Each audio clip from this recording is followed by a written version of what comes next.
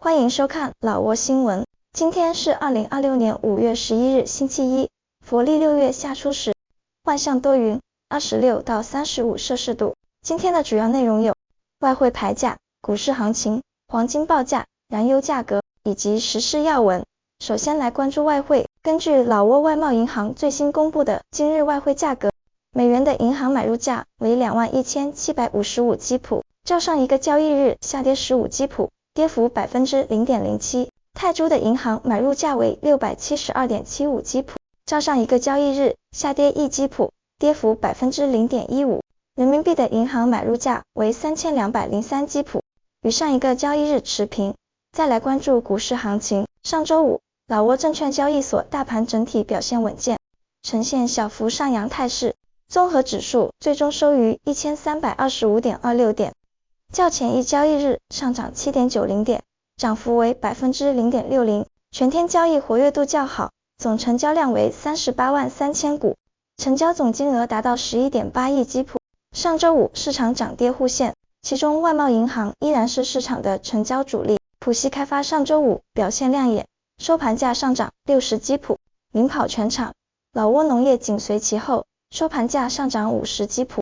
作为权重的外贸银行，上周五也小幅收高10基普，且交易最为活跃，单一股票成交量便超过22万股。萨瓦尼上周五面临一定的抛压，价格下跌20基普，成为当日跌幅最明显的股票。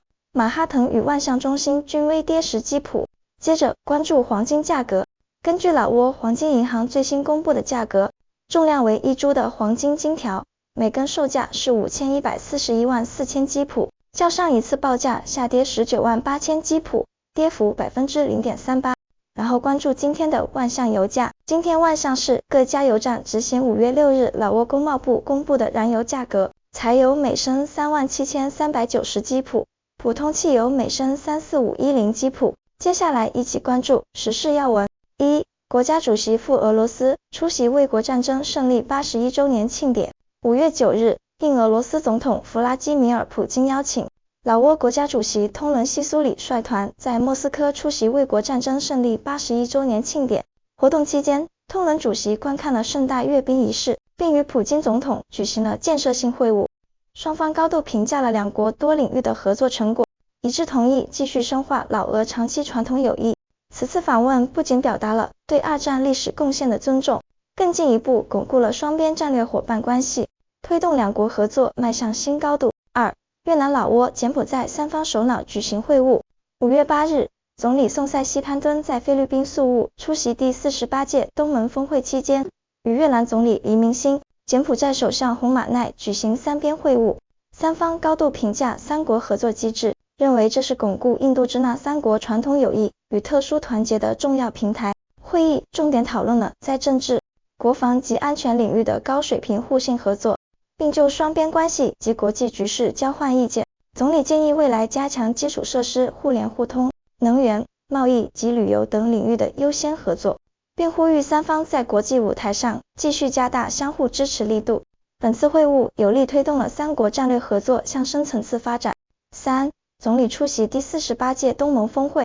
5月8日，总理宋塞西潘敦在菲律宾宿务出席第48届东盟峰会，会议聚焦共同导航东盟未来，启动了东盟共同体愿景2045及相关战略规划。宋塞西潘敦总理参与了全会及非正式会议，与各国领导人深入讨论能源、粮食安全及地区稳定。面对地缘政治冲突对经济的影响，会议通过了海洋合作及应对中东危机等重要声明。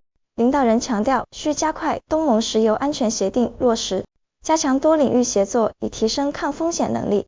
4. 万象市启动大规模道路与防洪堤工程建设。5月7日，万象市正式签署钢筋混凝土道路及湄公河防洪堤建设协议。道路项目涵盖万象市7个县共15个项目，总长 93.14 公里，防洪堤项目涉及4个区域，全长 3.76 公里。该工程由万象市公共工程与运输局与 PSL 全方位建设有限公司等多家建筑公司合作，作为政府优先项目。其目标是改善市区交通，并提升防洪能力，保护沿岸居民住房与耕地安全。